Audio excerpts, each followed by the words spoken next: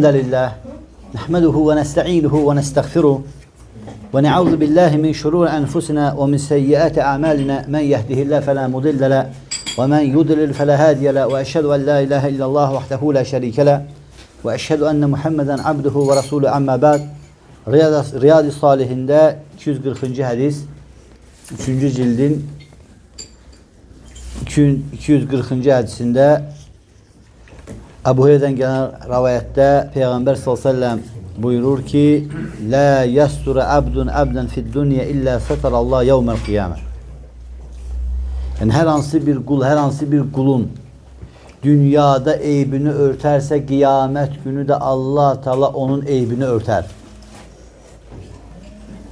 Yani bu hadis mevzundan babla bağlıdır. İmam Navevi rahimehullah bab açtı. Müslümanların eyblerini gizletmek ve onların hakkında yani herhangi bir şey müminler içerisinde, iman ehli içerisinde, insanlar içerisinde yaymağın qadağan olunması. Hatta insanda o əməl olsa belə. Ve hadisdə də Peygamber sallallahu aleyhi ve sellem buyurur ki, Ebu Hureyre'den gelen hadis Müslim rivayet edib, deyir, herhangi bir kulun dünyada eybini örterse Allah da kıyamet günü onun eybini örter. Muallif rahimehullah, burada Şeyh Hüseyin rahimehullah hadisi şərh edənlərdəndir. Deyir ki, el-sətrun mənası el-ixfa, gizlətmək. Artıq bu barədə keçdi. Bu barədə keçdi ki, bizə yəni günahı gizlətmək, eybi gizlətmək, yəni bütünlüklə nə təriflənən bir şey deyil, bütün halla nə təriflənən bir şey deyil, nə də bütün halla qınanılan bir şey deyil. Nə deməkdir? Dedik ki, bunun nəyi var? Təfsilatı var. Yəni, elə gizlətmək var ki, eybi o insanlar içərisində gizlənməlidir. Elə də eyib var ki, o insanlar içərisində gizlənə bilməz. İnsanlar içərisində açılmalıdır ki, onun zərəri digər müsəlmanlara dəyməsin. Misal olaraq da gətirmişdik bir neçə misal. Məsələn, bir adam, belə deyək, pul götürüb kimlərəsə fırlayandır. Sən də bilirsən ki, bunu pul götürüb pulu vermir. Yəni, bu adam pulu vermir bir mənalı, bu məsələdə zəifdir. Sən də bunu tanıyırsan. Və bu da bir qardaşdan pul götürmək istəyir, və yaxud o qardaşdan ticarət qurmaq istəyir, sən də bunu hal-hazırda bilirsən və ona deyə bilərsən ki, o ilə ticarət məsələsində ehtiyat elə. Çünki o bu məsələdə zəifdir, onun bu kimi eyibləri var. Aydın oldu? Və yaxud hər hansı bir işdə. Ona görə, yəni elə eyib var ki, o gizlənilir, elə eyib var ki, o gizlənilmir insanlar içərisində. Əgər məsləhətlə, zərurətdirsə o insanlar içərisində deyilir. Aydın oldu məsələ. Və ikinci hadis odur ki, bu da Ebu Hureyre radiyallahu anhu'dan gelir. Ebu Hureyre radiyallahu anhu deyir ki, Semi'tu Resulullah sallallahu aleyhi ve sellem yaqul. Mən Allah Resulü sallallahu aleyhi ve sellemin belə dediğini eşittim. Peygamber sallallahu aleyhi ve sellem dedi ki, kullu ummetin muafen illel mücahirin. Bütün ümmetin bağışlanacaq, yani açıq, aşkar günah edenlerden başka. Bütün ümmetin bağışlanacaq, açıq, aşkar günah edenlerden başka. Sonra Peygamber sallallahu aleyhi ve sellem diyor, ve inne minel mücaherati en ya'mele raculu billeyli amelen thumma yusbihu ve kad satarallahu aleyhi feyekulu ya fulan. Sonra Peygamber sallallahu aleyhi ve sellem diyor ki, mücaheralardandır. Yani açıqda əməl etməyə daxil olan işlərdən də biri odur ki, bir kişi gecə ikən əməl edir və Allah Teala, yəni hər hansı bir günah işləyir və Allah Teala onu işlədiyi günahını gecə ikən örtür. Gecə ikən örtür. O isə səhər durar və deyər ki, mən ötən gecə, dünən gecə belə etmişdim. Və Allah Teala onun günahını ötdüyü halda o, Allahın ötdüyü o günahı insanlar içərisində açar. Bu da mücahereye daxildir. Nəyə daxildir? Mücaherə. Yəni, açıqda əməl edənlərə daxildir. Çünki Peygamber sallallahu aleyhi ve sellem deyir ki, yəni, bütün ümmətim, kullu ümmətim muafe illəl, yəni mücahirin. Bütün ümmətin bağışlanacaq, günahı insanlar içərisində açıq, aydın edənlərdən başqa. Yəni, onlar bağışlanmayacaq. Həmçinin Peygamber sallallahu aleyhi ve sellem gecə günah edib, Allah bağışladığı halda, ötdüğü halda onu insanlara danışan da mücahirlərdən sayılır. Açıqda günah edənlərdən sayılır. Aydın oldu məsələ. Hədis Buxari Müslim'də keçir. Muallif rahimehullah İmam Navevi bu hədisi gətirib baba uyğun olaraq ve Şeyh Hüseyin Rahimehullah bu hemen hədisi şərh edir. Yani orada keçdi ki, bütün ümmətin bağışlanılacaq. Yani ümmətim deyəndə burada qəsd olunan kimdir? Ümmətil icabə. Yani ümmətil icabə kimdir? İman gətirən ümmət. İman gətirən ümmət. Çünki ümmət iki cürdür. Ümmətül icabə var, ümməti dəvə var. Ümməti dəvə hansılardır? Peyğəmbər sallam ümmətindəndir. Peyğəmbər sallam gələndən sonra Peyğəmbər sallam ümmətindəndir. Lakin dəvəti icabət etməyiblər. İslamı qəbul etməyiblər. Yahudilər, Xristiyanlar, Məcusilər, ateistlər, o birisi, bu birisi. Aydın oldu. Bunlar dəvətül ümmədir. Bir də var, yəni ümmətül icabə. Ümmətül icabə isə odur ki, Peyğəmbər s.ə.v gəldikdən sonra onun Peyğəmbər s.ə.və icabət edənlər. Yəni hədisdə qəsd olunan bunlardır. Aydın oldu. Hədisdə keçdi ki, yəni muafən, yəni artıq Allah təala onları yəni bağışladı.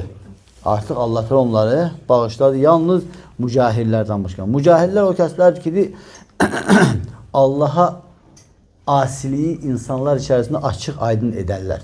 Onlar dedi iki qismə bölünür. Birincisidir ki, asiliyi açıq aydın insanlar içərisində edir və insanlar qarşısında bunu edir və insanlar da ona baxdıqları halda şək yoxdur ki, bu bağışlanmayan sinifə daxildir. Həm özünə vayı, əzabı, yəni cəhənnəmi özünə çəkir və həm də başqasını buna çəkir. Başqasını da özünə yanaşı buna aparır. Yəni özünü buna aparmasına gəldikdə, yəni Allaha və Rasuluna asi olan hər bir kəs asiliyindən baxmayaraq nəfsinə zülm etmiş sayılır. Və hər bir insan Allah və Rasuluna asi olursa, o öz nəfsinə zülm etmiş sayılır. Çünki Allah Teala Qur'an-ı Kərimdə buyurur ki: "Və mə zələmunə vələkin kana enfusuhum yazlimun." Onlar bizə zülm edə bilməzlər. Lakin onlar öz nəfslərinə zülm edirlər. Onlar öz nəfslərinə zülm edirlər. Yəni nəfs də, səndəki nəfs də sənin üçün bir amanətdir.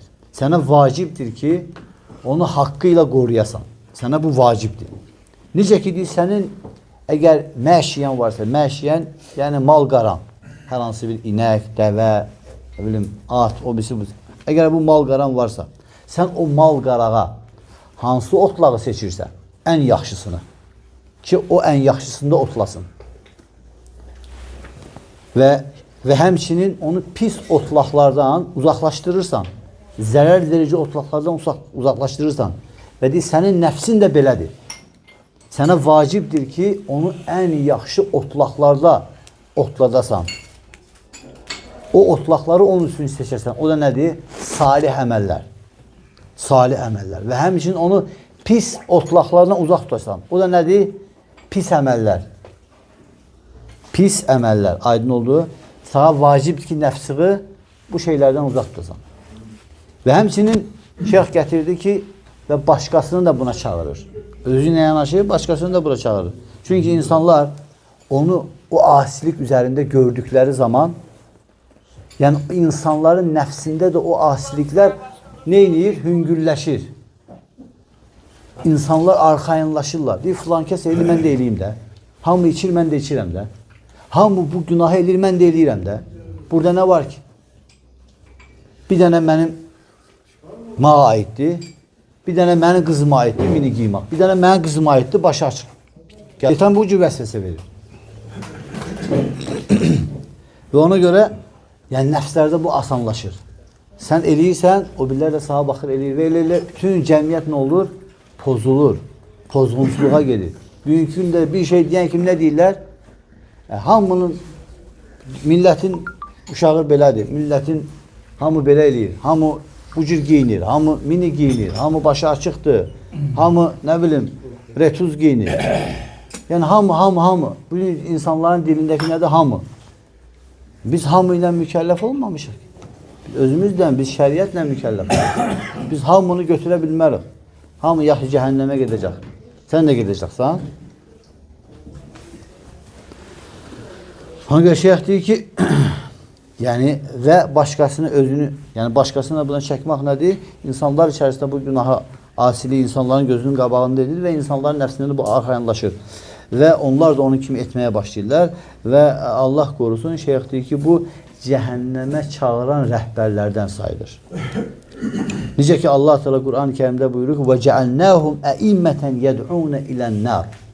Biz onları cəhənnəmə çağıran rəhbərlər etdik.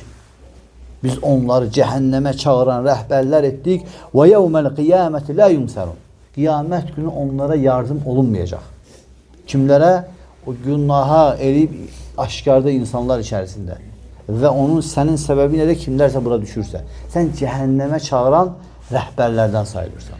Öndə gedənlərdən sayılırsan. Rəhbər öndə gedən, başda duran. Və Peyğəmbər s.ə.v hədisdə deyir ki, mən sənnə fil İsləmi sünnətən həsənətən. Kim İslamda hər hansı bir şey, pis bir yol qoyarsa, fəaleyhi vazruhə və vazru mən əmilə bihə ilə yevməl qiyamə. Ona o qoyduğu əmələ görə günah var. Kim də onun qoyduğu əmələ tabi olan olursa, onların günahlarından da ona günah var. Ta qiyamət gününə qədər. Yəni, bu deyir şeyx deyir ki, bu özü də mücahərə. Yəni, gizlidə insanlar içərisində, yəni açıq, aşkar, yəni günah etmək növünə daxildir. Və Peyğəmbər sallallahu aleyhi və səlləm əslində bunu zikr etmədi. Çünki bu açıq, aydın idi. Lakin Peyğəmbər sallallahu aleyhi və səlləm burada başqa bir işi zikr etdi. Bəzi o deyir elə bir şeydir ki, bəzi insanlara bəzən o gizli qalır. Və Peyğəmbər sallallahu aleyhi və səlləm burada nə dedi?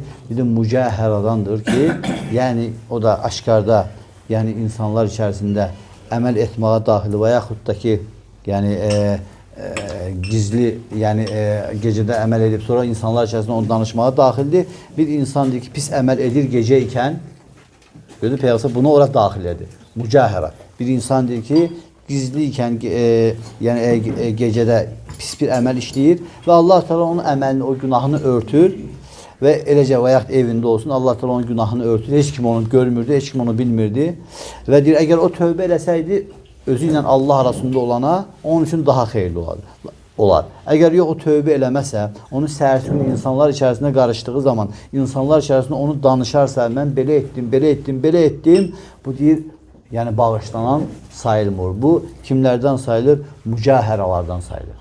İnsanlar içərisində açıq, aydın günah edənlərdən sayılır. Çünki mücahərə ikidir də. Bir var ki, insanlar içərisində açıq, aydın, insanlar görə-görə günah edir. Bir də var, insanlar görməyədi qaldı günah edir, amma sabahçılıq insanlara danışır. Bunu da Allah Resulü s.ə.v nə adlandırdı? Mücahəradan. Yəni, açıqda insanlar içərisində günah edənlərdən adlandırdı. Aydın oldu məsələ.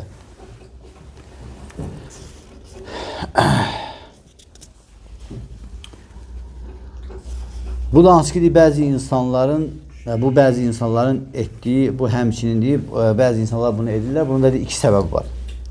Birinci səbəbi deyir, nəyə görə insanlar buna gizlidə olan şey açıqdır, sonra açırlar.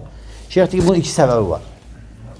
Birinci səbəb odur ki, insan bunu, yəni buna məhəl qoymadan, bunu bir şey görmədiği halda, yəni səmimi, qafil olaraq bunu eləyir. Həm səmimiyyətindən eləyir, həm qafildir bunu eləyir. Başa düşdün? Yəni pis əməli, görür pis əməli işləyir və sonra o pis əməli qəlbinin təmizliyindən səhərsi gün insanlara danışır. Bu birinci səbəb. İkincisi odur ki, deyir ki, asiliyi insanlara, gecə ikən asili edir. Yəni asiliyi insanlara, yəni lovğalıqla, yəni laqeydliklə, ya iki səbəb, ya lovğalıqla danışır, fəxrlə danışır, ya da ki, yaradanın əzəmətindən layiqeydlik edərək bunu danışır. Aydın oldu, bu ikinci səbəbdir. Görürsən ki, asilikləri, yəni ki, lovğalıqla danışır, sanki deyir ki, ona bir qənimət verilmiş kimi, o bir qənimətə nail olmuş kimi danışır, deyir. Yəni, Allah qorusun, deyir ki, bu kimi insanlar həmən sayılan qismlər içərisində ən şərriləridir. Bu var, insan səmimiyyətindən danışır, bu gənə hüngüldür. Bir də var, insan lovğalığından danışır, fəxrindən danışır. Mən belə elədim dünən filan kəsə. Mən filan kəsə belə elədim, belə elədim. Hətta görsən, gecə nəuzu billah, etdiği zinalarını cəmaata danışır.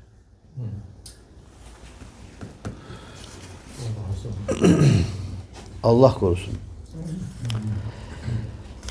Və şeyh də deyir ki, yəni hasilən olur ki, deməli insana lazımdır ki, Allahın örtdüyünü örtsün. Və həmçinin Allah onu örtübsə, hətta günah etdiyi zaman onu örtsün, yəni onu səhərçi kimi danışmasın və həmçinin yəni o afiyyətə görə də Allah onu bağışladığına görə də Allaha həmd etsin.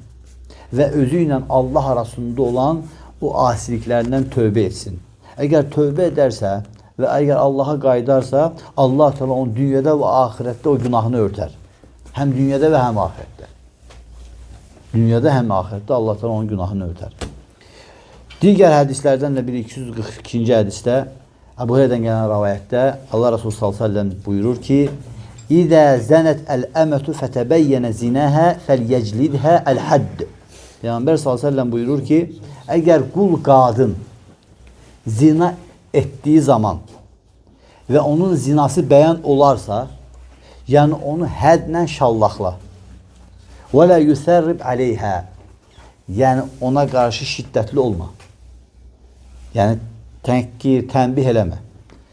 Sümmə inzənə əs-səniyə.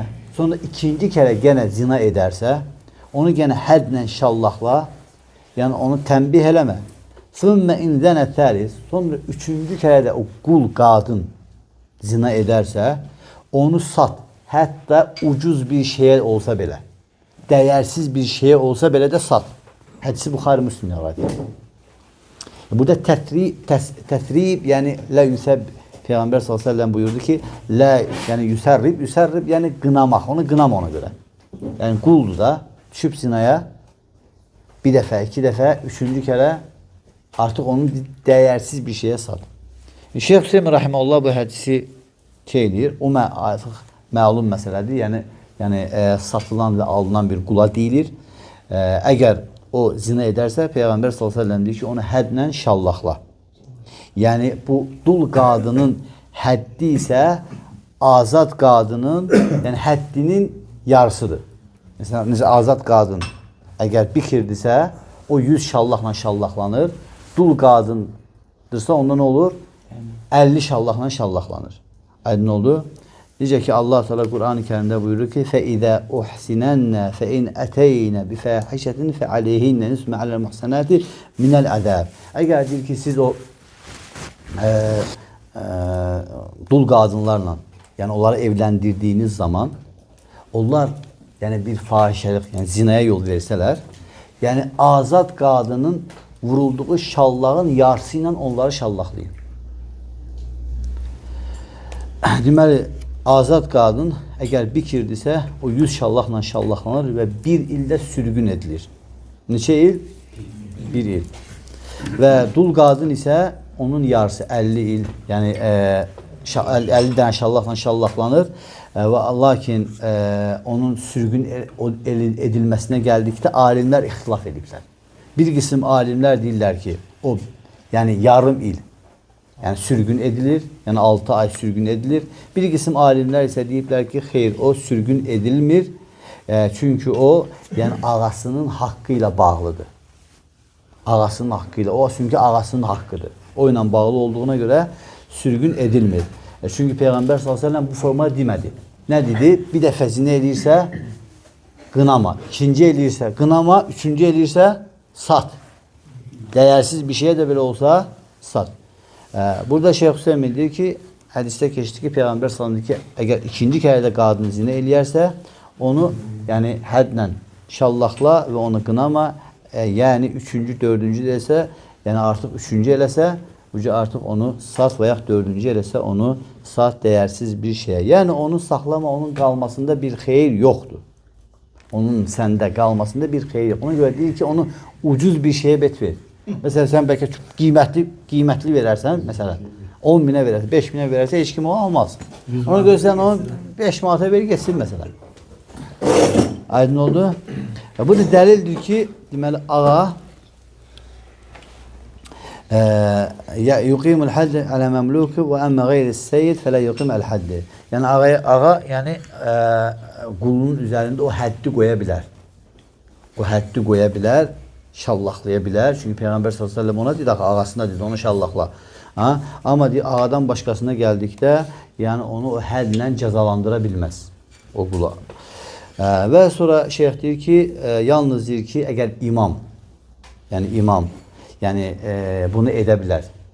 Yəni imam həddi şəri, yəni cəzanı yalnız, yəni imam bunu həyata keçirə bilər. Və yaxud da ki, imamı əvəz edən bu yana həyata keçirə bilər. Hətta ata bunu həyata keçirə bilməz. Ata buna malik deyil. Öz oğluna bunu həyata keçirilməsi malik deyil. Amma imam və yaxud da ki, imamın əvəz edici bunu yəni edə bilər. Sonra hədisdə Peyğəmbər s.ə.v buyurdu ki, onu yəni sat, hətta dəyərsiz bir şey olsa belə. Ona da sat. Yəni əgər kimsə sizə sual versə ki, yaxşı, əgər bunu dəyərsiz bir şeyə satı üçün, bu gelib başqasında da bu əməli eləyəcək axı, bu zinanı eləyəcək axı, bunun satılmasında və yaxud kiməsə verilməsində nə fayda var? Şeyx deyir ki, onun satılmasında fayda odur ki, hətta bu günahlara yenə düşsə belə başqasında, bunun faydası odur ki, onun yəni ola bilsin səndə olanda bu günahlara düşür. Yəni başqasına getdiyi zaman onun halı dəyişə bilər. Onun halı dəyişə bilər. Yəni sən onu satdığın zaman o müştəri, yəni artıq sən o müştəriyə xəbər verəcəksən ki, bu bir zinakar quldur. Yəni sən bunu xəbər verir. Və sonra o müştəri də onun üzərində möhkəm dayanacaqdır və onun o qapılarını bağlayacaq. Və bu səbəbdən də o, yəni nə olacaq? Bu səbəbdən də o, yəni ola bilsin zinadan qurtuldu. Subhanəkə Allahumma və bihamdik və əşhədu ən la ilahə illallah